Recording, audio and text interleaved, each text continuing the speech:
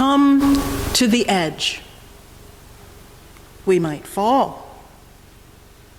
Come to the edge. It's too high. Come to the edge. And they came, and he pushed, and they flew. It's a simple little poem by Christopher Logue, one of my favorites. There's a lot packed into those few little lines. We might fall. It's too high. It can be so scary at the edge. We feel fearful. We're afraid. And what is fear after all anyway? Fear is that sinking feeling we get when we think something bad is going to happen, when we perceive danger. Fear is that thing that makes us sweat, that makes our heart race, makes our stomach turn. Fear can give us goosebumps or make the hair stand up on the back of our necks. Anyone who's ever been afraid can tell you that fear is very, very real. It's physical. We feel it in our gut, in the core of our being. But as much as we don't like it, fear is a natural human emotion. And whether everyone is willing to admit it or not, we're all afraid sometime. Everyone is afraid of something. I've given this a lot of thought. It seems to me that our fears fall into three categories.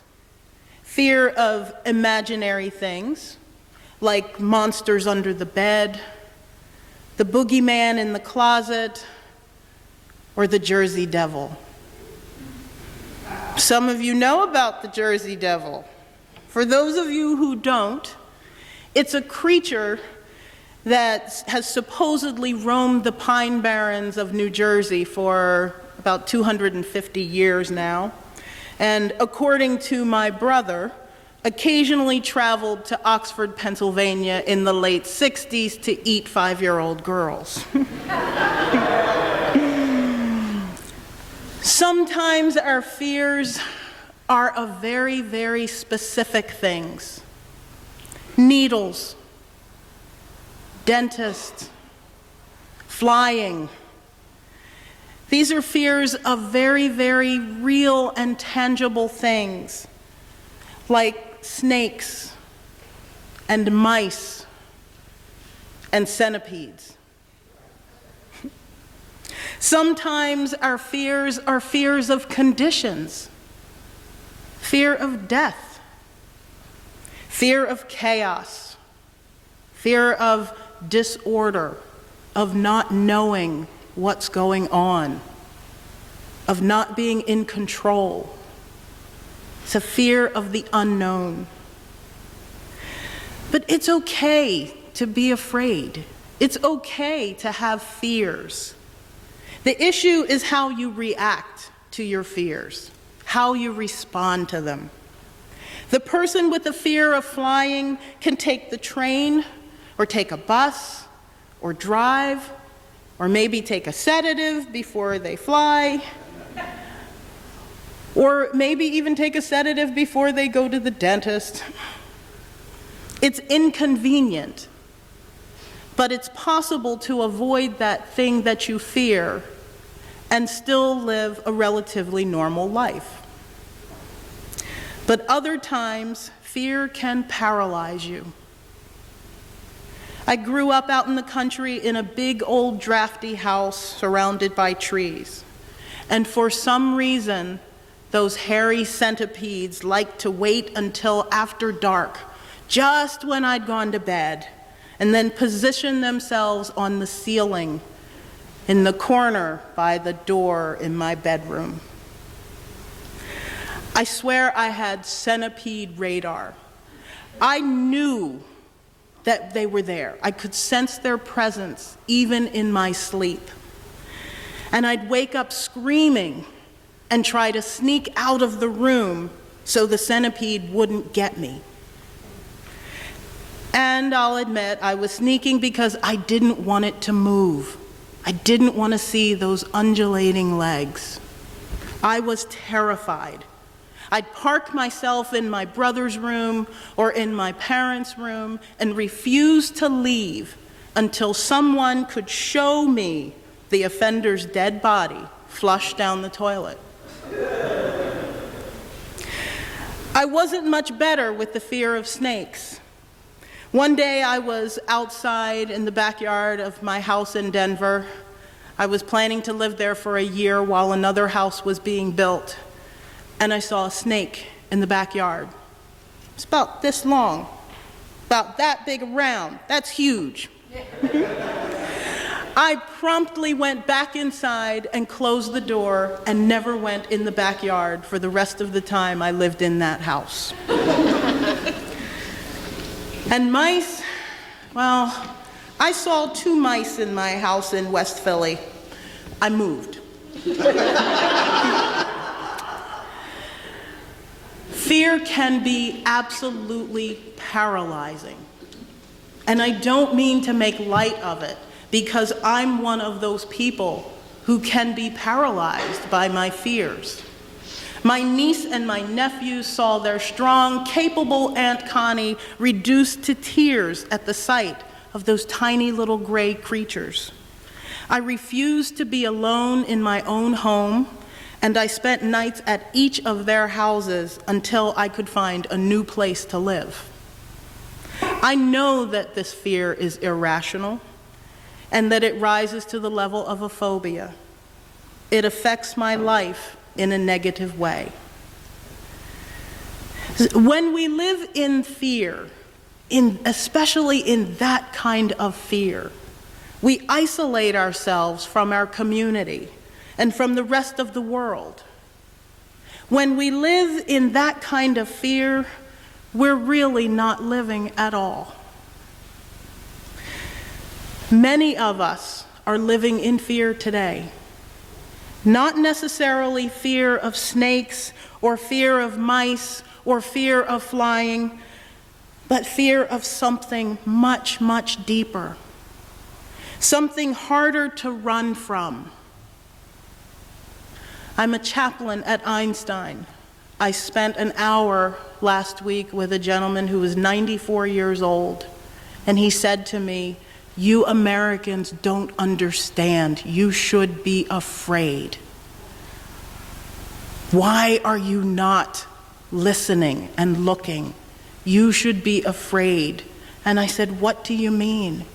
And he told me the story of how the Nazis invaded Poland in 1939, and he watched his parents, his grandparents, and his siblings be killed. He told me about serving in the Russian army and not having enough to eat.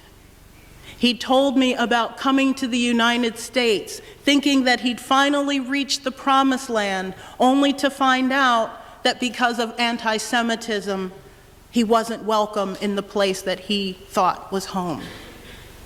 So he opened his own business and led an amazing life. But still, now he looks around and he says, "You should be afraid. It's time to wake up." So this kind of fear, it comes at us in a number of different ways.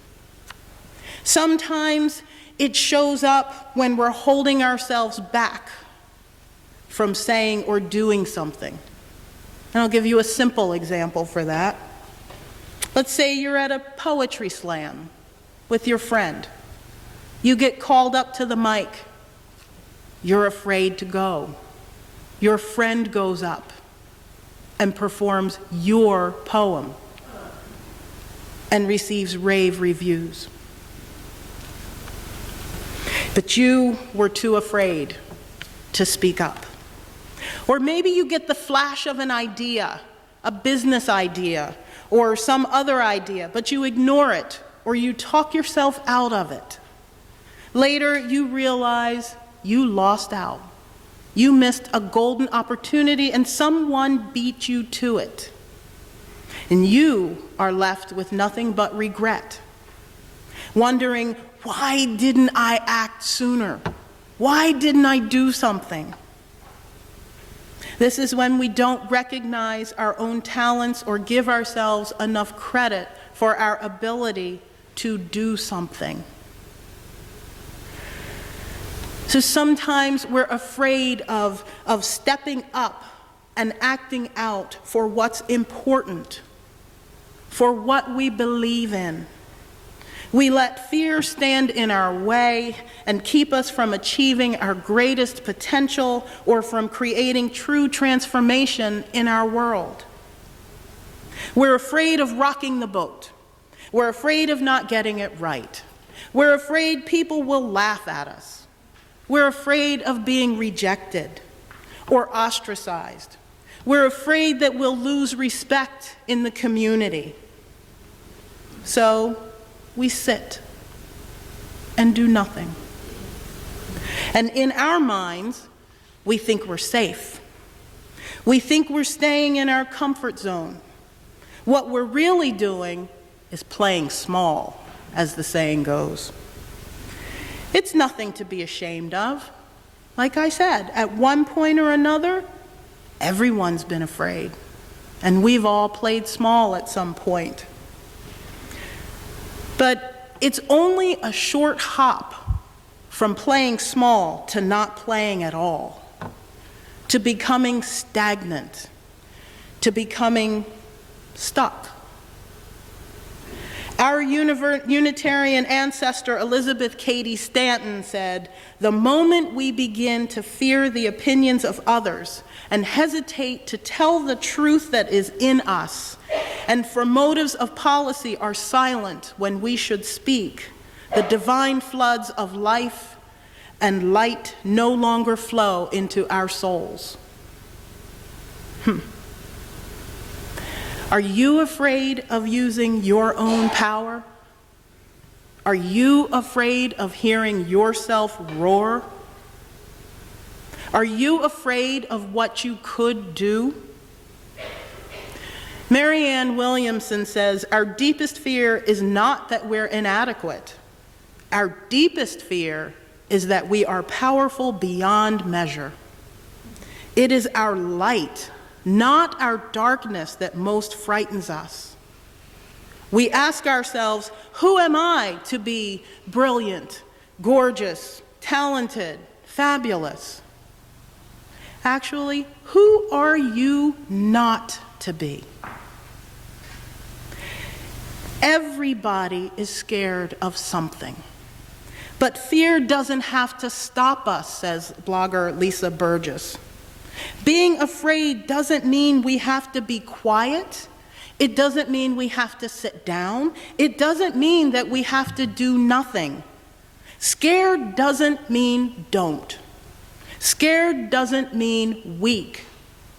Scared doesn't mean stop. Scared just means human. Step up into the light, face your fear, and claim your power for personal growth. Do that thing you've always been too afraid to do. Move to a new city. Try skydiving. Go back to school in your 50s and do a new career. Claim your power for social justice.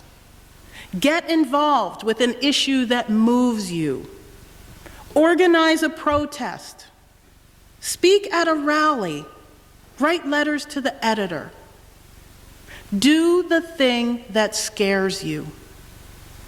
Someone once asked Rosa Parks if she was scared the day she refused to move on that bus.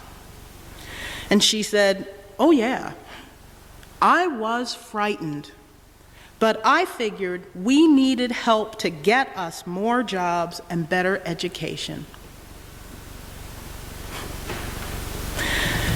I've been talking a lot about personal power, and by that I mean your inner wisdom that combination of faith and determination and will that exists within each of us. But we also hear the expression, speak truth to power, a lot these days. What kind of power do you think that is? I thought that the expression speak truth to power was a relatively new one. I assumed that it had come out of the anti-oppression work of the last 10 to 20 years.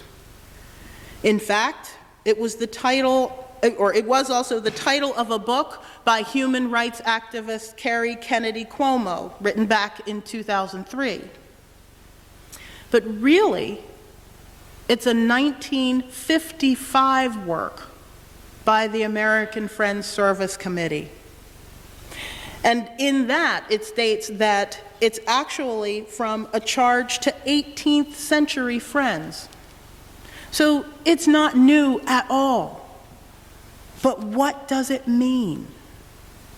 The accompanying curriculum for the Kennedy book, which deals with human rights, addresses this by wondering, does it mean to speak truth to those in power, or does it mean that speaking truth is power? I think that question applies to the original Quaker expression, along with this one as well. How does one define power anyway? Is it power as in the government? Is it power as in those who have the ability to oppress others? Surely they weren't referring to the kind of personal power that we've been talking about when the Quakers wrote that book. Well, they had three kinds of power in mind. The first, those who hold places in our national life and bear the terrible responsibility of making decisions for war and peace. Power also rests in the American people, who are the final reservoir of power in this country and whose values and expectations set the limits for those who exercise authority. And power exists just as power in itself. There is a form of personal power they found in the 20th century.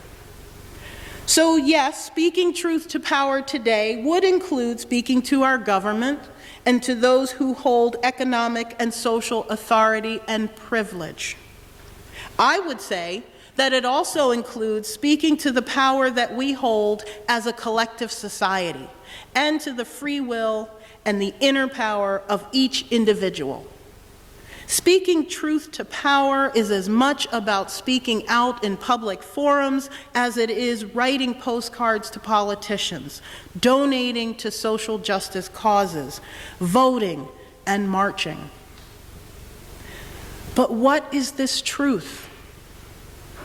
Our truth, the Friends said, is an ancient one. As Kristen read earlier, it's that love endures and overcomes, that hatred destroys, that what is obtained by love is retained, but what is obtained by hatred proves a burden. This truth is ultimately a religious perception, a belief that stands outside of history. So, speaking truth to power means using love to stamp out the iniquities that exist in society. Martin Luther King Jr. saw this connection between love and power. He said, what we need is a realization that power without love is reckless and abusive, and that love without power is sentimental and anemic. Power at its best is love implementing the demands of justice. Justice, at its best, is love correcting everything that stands against love. So speaking truth to power, then, means comforting the afflicted and afflicting the comfortable. As Tavis Smiley says, none of us has a monopoly on truth. There is the truth, and then there's the way to the truth. We must be humble enough to accept that we only know the truth that we know at any given point on our life's journey. But the truth that we do know, we must speak it. We must have the courage to say what we see. Speaking truth to power, according to Paul Porter, is the ability to lead without fear, because very few actually have the courage to speak the truth. We need that inner strength and inner power that we spoke about earlier. We need to overcome our fear of using it.